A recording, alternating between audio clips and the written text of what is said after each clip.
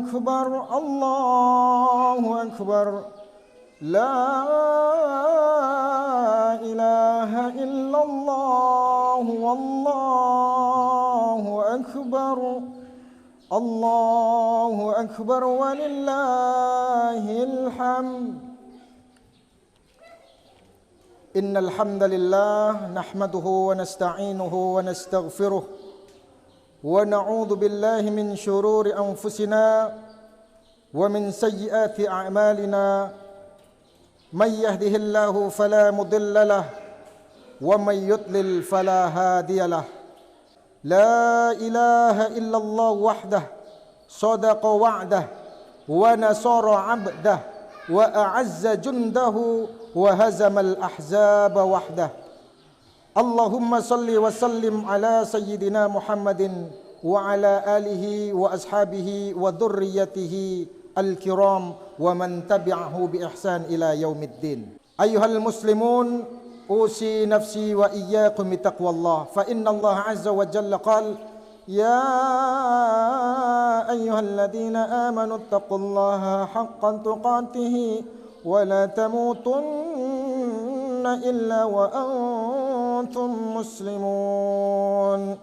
يا أيها الناس اتقوا ربكم الذي خلقكم من نفس واحدة وخلق منها زوجها وبث منهما رجالا كثيرا ونساء واتقوا الله الذي تساءلون به والأرحام إن الله كان عليكم رقيبا. وقال النبي صلى الله عليه وسلم مذكرا لنا اتق الله حيثما كنت وأتبع السيئة الحسنة تمحوها وخالق الناس بخلق حسن. الله أكبر الله أكبر الله أكبر ولله الحمد. Hadirin rahimakumullah, walhamdulillahirabbil alamin. Allah masih menempatkan iman dalam hati kita dan ini merupakan nikmat yang luar biasa, tidak bisa kita bandingkan dengan apapun. Tidak bisa dibandingkan dengan nikmat-nikmat yang lain di dunia ini. Hadirin rahimakumullah. Mungkin Anda berpikir bahkan ada orang yang mending kalau hidup seperti ini mati saja katanya. Padahal hadirin rahimakumullah, diriwayatkan andai saja kita tahu bagaimana orang-orang yang hari ini meninggal itu minta dikasih waktu biarpun setengah detik saja. Untuk apa? Litajdidi la ilaha illallah.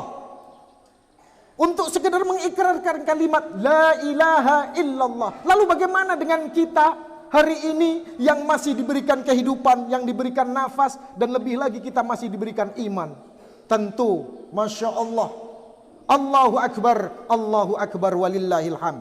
Oleh karena itu, betapa luar biasanya Nabi Muhammad SAW mewajibkan dalam setiap khutbah setelah tahmid, ya rukunnya mulai dari tahmid, kemudian sholawat, dan yang penting satunya tidak boleh ditinggalkan adalah mengingatkan ketakwaan kepada kita semuanya.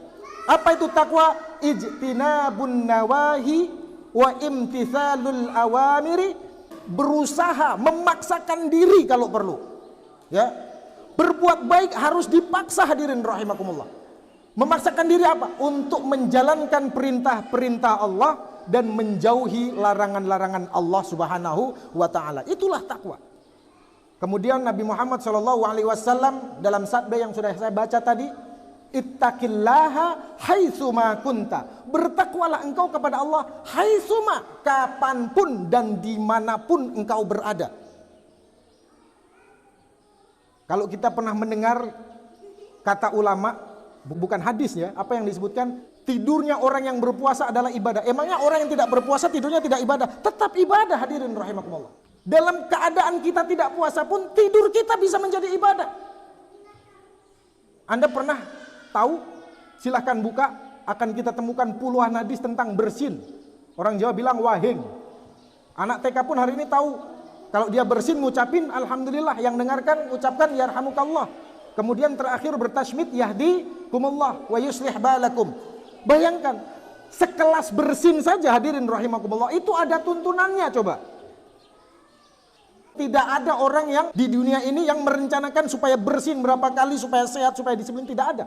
Tapi betapa Masya Allah, cuman wahing hadirin rahimakumullah, itu ada hadisnya sampai sekian banyak. Lalu bagaimana pula dengan urusan-urusan yang lain? Apa misalnya? Jenengan ke sawah, nyari ikan untuk kehidupan keluarga. Ini sekedar contoh-contoh sederhana saja. Dan pekerjaan yang lain apapun, semuanya sebagaimana Allah Subhanahu wa taala berfirman, "Ya bunayya intaku mithqala habbatin min khardalin ya'ti biha Allah." Wahai anakku, sekiranya aja kebaikan sebesar biji zarah. Apa biji zarah? Enggak kelihatan hadirin rahimakumullah. Dan kebaikan itu berada di langit yang sangat tinggi atau di padang yang sangat luas, ya'ti biha Allah. Allah akan datang memberikan apresiasi terhadap kebaikan tadi itu. Bayangkan hadirin rahimakumullah. Lalu bagaimana pula dengan pekerjaan Anda setiap hari? Ibu-ibu mencucikan pakaian anak-anaknya, memasakkan anak-anaknya dan suaminya. Itu menjadi bagian ibadah-ibadah luar biasa penting yang akan dicatat oleh Allah Subhanahu wa taala. Dengan catatan yang perlu diingat, saya akan sampaikan dari tempat yang baik ini. Paksakan untuk menegakkan sholat 5 waktu. Hadirin rahimakumullah, ini yang menjadi jaminan kita bertakwa atau tidak. Tidak ada kata takwa tanpa sholat 5 waktu. Sholat 5 waktu bukan urusan pribadi. Ibu-ibu, bapak-bapak, sholat 5 waktu bukan urusan pribadi. Kan ada tuh kalimat-kalimat di masyarakat, sholat dan tidak urusan Anda dengan Tuhan. Ini kalimat sesat dan menyesatkan. Sholat urusan bersama. Bahkan saking pentingnya mengingatkan sholat, sampai ada satu-satunya hadis tentang memukul anak, walaupun sebenarnya tidak harus dipraktekkan tentunya. Muru auladakum wahum abna'u sab'a sinin. Perintahkan anak engkau sholat, padahal umurnya masih 7 tahun. 7 tahun belum mukallaf. 7 tahun masih bebas, belum wajib puasa. Tapi khusus untuk sholat, 7 tahun diperintah. 10 tahun nggak mau sholat juga, dipukul pakai palang pintu. Walaupun sekali lagi bukan untuk dipraktekkan tentunya. Ini hanya sebuah gertakan saja. Makanya hadirin rahimakumullah, kasihan. Anda sudah menjadi orang baik, orang tua yang baik, sholatnya sudah bagus, jamaah lagi misalkan. Tapi Anda membiarkan anak Anda masih meninggalkan sholat dan tidak memaksa mereka. Sekali lagi, dipaksa hadirin rahimakumullah. Tidak ada tolerir dalam hal ini. Terus Anda mau bawa dalil tidak ada paksaan dalam apa? Nggak ada konteks, nggak ada kaitannya dengan memaksakan diri untuk berbuat baik. Itu terutama, makanya dalam setiap dari khutbah ke khutbah dimanapun, saya tidak malu-malu untuk terus menerus mengingatkan yang namanya sholat. Sholat 5 waktu bukan sholat yang lain. Itu yang pertama. Terus selanjutnya, sholat 5 waktu adalah ibadah jahriyah yang orang lain harus tahu. Gak ada itu orang sholat 5 waktu disembunyikan, tidak. Tunjukkan. Bahkan katakan di orang-orang sekitar Anda bahwa Anda orang yang menegakkan sholat 5 waktu. Kalau sholat lain, sholat duha, sholat tahajud, silahkan Anda sembunyikan, gak ada masalah. Tapi sholat 5 waktu tidak ada. Terus gunanya apa? Azan. Allahu Akbar, Allahu Akbar. Tujuannya apa? Memastikan siapa yang mau datang ke masjid. Orang yang datang ke masjid kelihatan dong. Emang jin yang datang ke masjid gak kelihatan? Hadirin rahimakumullah.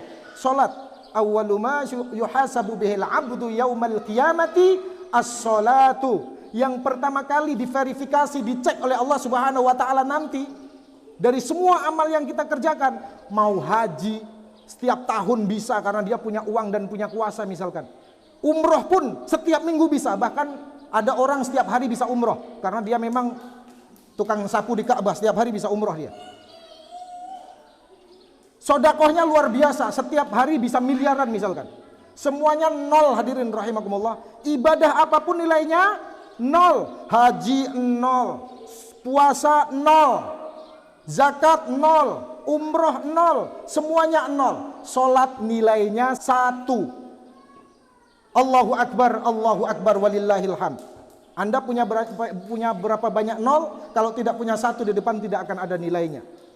Ra'sul umuri al-Islam wa imaduhu sholat. Perkara ini, semua perkara yang kita hadapi ini adalah perkara Islam hadirin rahimakumullah. Dan imaduhu, tiangnya, pilarnya itu adalah sholat. Oleh karena itu tidak ada keberkahan dalam suatu keluarga, tidak ada keberkahan dalam suatu negeri, Tidak ada keberkahan dalam suatu kampung terkecuali dipastikan dengan menegakkan sholat 5 waktu. Allahu Akbar walillahil hamd. Hadirin rahimakumullah, di khutbah yang insya Allah singkat ini, kembali saya mungkin ingin sekedar mengingatkan bagaimana hari ini netizen terutama begitu luar biasanya. Kalau tahun-tahun yang lalu juga sudah ada kok perbedaan. Perbedaan ini sudah ada sejak Islam turun, sudah ada perbedaan. Bahkan ketika Nabi ada saja, itu sudah terjadi perbedaan, hadirin rahimakumullah. Tapi itulah, Allah sengaja membuat sunatullah ini. Saya ingin menyampaikan suatu hikmah. Ya kalau bahasa sekarang istilahnya insight. Dari perbedaan dalam menetapkan 1 Syawal. Kemarin sudah ada yang Idul Fitri kemarin. Jangan Anda berpikir salah, mereka sudah badlul juhdi istilahnya dalam ilmu fikih itu. Sudah berupaya maksimal dengan ijtihad. Demikian pula kita yang Idul Fitri hari ini. Kita juga maksimal, kita juga sudah mengikuti taat dengan apa yang sudah ditetapkan oleh pemerintah. 22 negara Arab sudah kemarin, tidak ada masalah. Saya ingin meyakinkan kepada Anda semuanya bahwa yang Idul Fitri kemarin maupun Idul Fitri hari ini semuanya hakul yakin. Saya akan bawa sampai mati. Yakin seyakin-yakinnya, insya Allah mendapatkan kebenaran di sisi Allah Subhanahu wa Ta'ala. Saya ingin menyampaikan yang pertama apa, hadirin rahimakumullah, hikmah dari perbedaan ini menunjukkan bahwa Islam ini memang agama yang luar biasa. Saya kemarin nulis di status Facebook, ada ratusan agama di muka bumi ini. Satu-satunya hanya Islam yang hari besar utamanya itu bisa sampai berbeda. Dan ini luar biasa. Kalau agama lain kan asal ikut saja, pokoknya ditentukan ini ikut gitu. Nggak ada upaya untuk memastikan dengan metode yang ada, metode ru'yah, metode hisab. Hanya Islam. Yang kedua, Islam ini agama yang benar-benar memberdayakan nalar, memberdayakan pikiran, akal budi. Tidak asal yes, tidak asal ngembek. Sehingga terjadilah kondisi, walaupun tidak setiap tahun tentunya. Tapi dalam 10 tahun sekali terjadi pun, itu aja sudah menunjukkan Islam memang luar biasa. Agama yang tidak asal ikut-ikutan. Benar-benar memberdayakan nalar. Ilmunya luar biasa. Khazanahnya Masya Allah. Dan lain sebagainya, silahkan Anda mau mengembangkan sendiri kelebihan daripada Islam. Makanya Rasulullah SAW bersabda, Al-Islamu ya'lu wala yu'la alaih. Islam itu tinggi dan tidak akan pernah ada yang melampaui ketinggian Islam sampai hari kiamat. Allahu Akbar, walillahil hamd. Mungkin di antara Anda ada yang berpikir, Islam hari ini terpuruk. Islam sudah hampir 100 tahun ini terjajah, tidak memiliki khilafah. Dulu masa penjajahan di seluruh pesantren di Pulau Jawa itu wajib ada bendera Turki. Yang Masya Allah beberapa waktu yang lalu terjadi gempa yang luar biasa seperti kiamat, di mana banyak orang yang menduga bahwa gempa itu bukan alaminya gempa lah begitu. Wallahu a'lam bishawab. Saya tidak akan membahas barang itu. Semua pesantren harus ada bendera Turki. Tujuannya apa? Untuk menunjukkan bahwa meskipun Turki pada saat itu sudah runtuh, tapi Islam di Indonesia wabil khusus masih membaiat, ya, umat Islam di Indonesia masih membaiatkan diri mereka yang diwakili dengan para santri, para kiai pada saat itu dengan khilafah Turki Utsmani. Dan memang Indonesia ini di abad-abad terakhir Turki oriented, maksudnya mengikuti khilafah Turki Utsmani. Pangeran Diponegoro, berapa ulama-ulama lain semuanya mereka berjuang dengan perjuangan dengan kepangkatan sistem khilafah Turki Utsmani. Allahu Akbar walillahil hamd. Hadirin rahimakumullah. Kalau Anda masih berpikir bahwa Islam tertinggal, coba cek. Anda akan terbelalak jika melihat ada sebuah negara yang hari ini, kalau Anda ditanya dalam hal sistem moneter misalkan, uang apa yang sekarang paling tinggi nilai konversinya? Kalau Anda baca-baca, Anda akan mendapatkan, pound sterling. Ya kan, 1 pound sterling nilainya 18 sampai 21 ribu. Itu paling tinggi katanya. Padahal hadirin rahimakumullah, detik ini silakan Anda cek. Uang mana yang nilainya paling tinggi? Uang Kuwait. 1 dinar Kuwait nilainya 32 sampai 35 ribu. Jauh di atas uang yang dimiliki oleh Barat. Anda mungkin akan silau dengan kemegahan Eropa, dengan berbagai macam teknologinya yang luar biasa. Masalahnya, Anda, kita semua ditutupi dengan fakta bagaimana di Timur Tengah hari ini, di salah satu negaranya, itu memiliki teknologi kemegahan kota yang membuat Barat silau. Makanya Allah mengizinkan umat Islam diwakili dengan Qatar menyelenggarakan Piala Dunia. Itu Masya Allah hadirin rahimakumullah, dampaknya luar biasa, wabil khusus untuk orang-orang Eropa yang selama ini menganggap Islam terbelakang. Kembali intinya hadirin rahimakumullah, Al-Islamu ya'lu wa la yu'la ala. Islam akan tinggi selamanya dan tidak ada pernah yang mampu mengalahkan ketinggian Islam. Jadi teman-teman muda, Anda jangan inferior. Jangan dipikir Barat yang hebat. Islam tetap akan hebat sampai hari kiamat dengan bukti-bukti yang ada. Walaupun mungkin kehebatan tadi itu hanya diwakili oleh komunitas kecil. Contoh saya mau tanya, tidak perlu dijawab tentunya. Gampang saja. Negara terkaya di muka bumi selama ada manusia mana? Selalu orang Islam, hadirin rahimakumullah. Selalu. Tidak ada, Allah tidak pernah mengizinkan, pasti ada negara yang mewakili. Kalaupun misal tidak ada negara pun, pasti ada komunitas. Apakah misalkan desa Waitila misalkan, itu yang nantinya mewakili. Di mana Islam akan selalu unggul. Di muka bumi ada yang mewakili minimal satu komunitas terkecil. Jadi jangan salah paham. Jangan inferior dengan keadaan kita hari ini. Allahu Akbar walillahil hamd. Yang terakhir, bahwa Ramadan telah menyisakan duka dan cita tentunya. Saya baru pernah baca beberapa hari yang lalu perkataan Ibnu Hajar Al-Asqalani.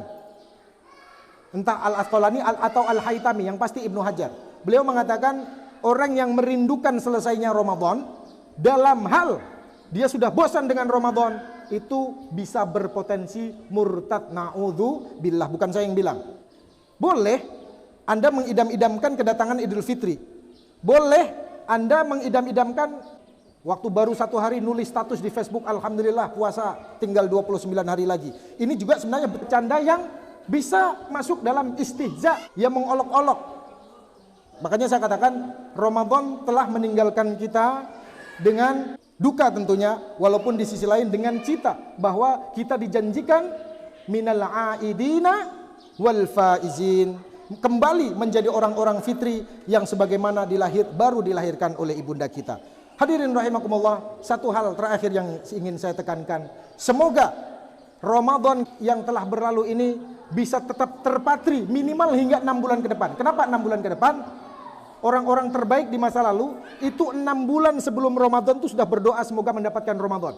Setelah Ramadan mereka juga 6 bulan berdoa terus semoga semangat Ramadan, spirit Ramadan, kebaikan Ramadan itu masih menempel minimal 6 bulan sesudahnya. Oleh karena itu hadirin rahimakumullah, inilah yang disebut dengan, saya menyebut dengan sebuah slogan kalau untuk para pelajar, dengan jadikan Ramadan ini selalu meningkatkan, tetap menempel kebaikannya untuk bulan-bulan selanjutnya. Allahu Akbar walillahil hamd. Barakallahu li wa lakum fil Qur'anil azim wa nafa'ani wa iyyakum tilawatahu innahu huwal ghafurur rahim.